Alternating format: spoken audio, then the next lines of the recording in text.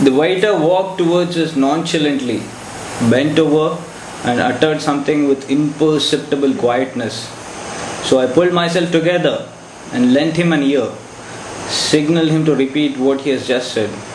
"Sir, you can't be sitting here," he said, and I inquired further as to the inadequacy of such a vague yet impolite request. I wondered if the table was reserved for somebody. In that case, there was supposed to be a sign displayed. So, with an air of just reciprocation, I pursued the inquiry further. And the dark man with shoulders hunched, shirt stopped, two buttons released, handcuffs folded up above the sleeves answered, "You cannot," he repeated under his breath. Blenched with the fear of trepidation of the portentous look in his eyes, I stood up and walked out of the restaurant.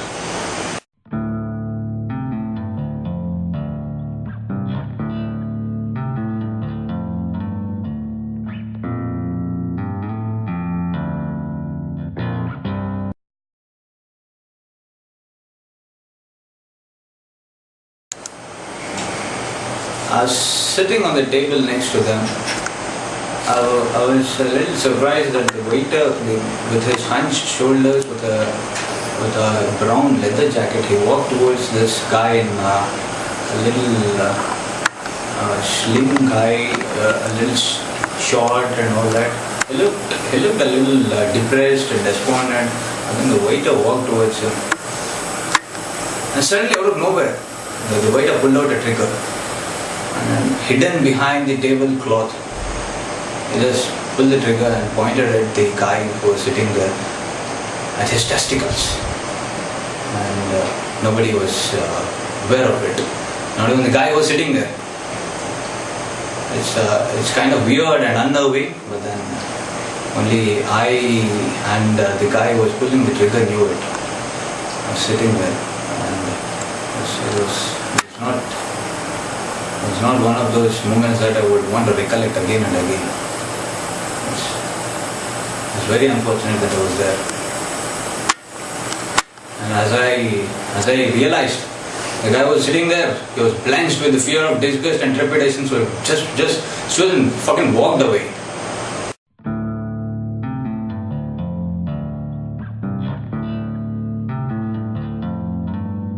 I ran into that beautiful female on my way upstairs. I went down to get some cigarettes, and while I was coming back, I bumped into that beautiful blonde woman with the natural curls, with rouge on her cheeks and red on her lips. She was mesmerizingly beautiful. I was transfixed with her beauty when she bent her shoulders, and she was trying to avoid the lips strong between two wooden blocks, and her hair flew. And I just couldn't believe my eyes. I never seen such a beautiful woman in my life. And all of a sudden, I heard a car swerving in the corner, and I was distracted to the skidding of the tires on the road. And while I saw that, I saw some people gathering around the car, and the female is gone.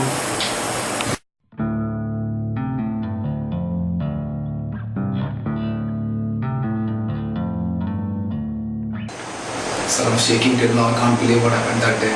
From what I vaguely recollect, that day there was unusual calmness surrounding us, and I've been there several times. I never realized that. And suddenly, while I was eating and I was talking to my friend Vamsee, I heard a gunshot. I believe it was a gunshot. I'm not too sure, but I was totally shaken by the amount of chaos that ensued. And you were asking. That's what I have to say.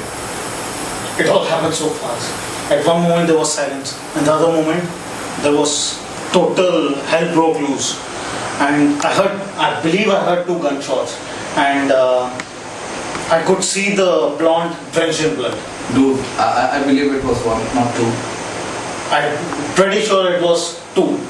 The moment before I sipped the first peck, there was one, and the moment I dropped my... But yes, I recollect there was something very unusual. That day I saw the waiter standing with the overcoat, and that is something we don't notice usually, especially in a place like Chennai or Mahabalipuram. I mean, it's totally weird. I mean, somebody standing inside a hot place with the overcoat on. I mean, we don't see that. Ask him, did you see that, dude? No, dude. I've never seen a waiter having it. Okay, sir, that's all we gotta say you.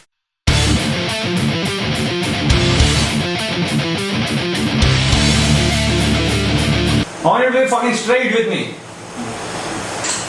You want to live your life? Be fucking straight with me. You got that? Okay, sir. I understand. Get it very straight. I fucking rule this city. You got that? Okay, sir. I'm the cop here. Okay?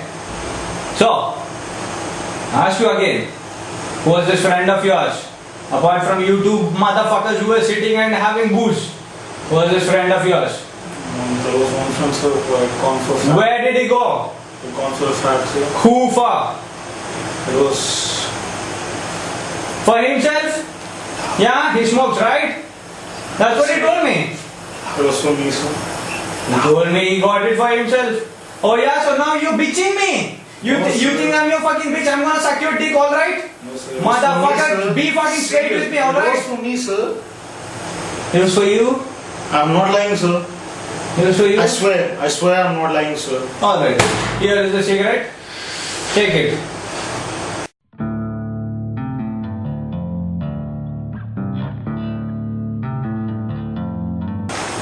So, let me get this straight, alright? You told me that it was for you. Let me get this straight again. I repeat, it was for you to smoke. Yes. Let me get the cigarette. Get me the cigarette. Sir, I wouldn't want to smoke now, sir. What the fuck is the cigarette? So, here. Sir, Okay. I don't want to smoke now, sir. Sir, please. Here you go. Not now, sir. Hey, fucker. You told me that it was for you.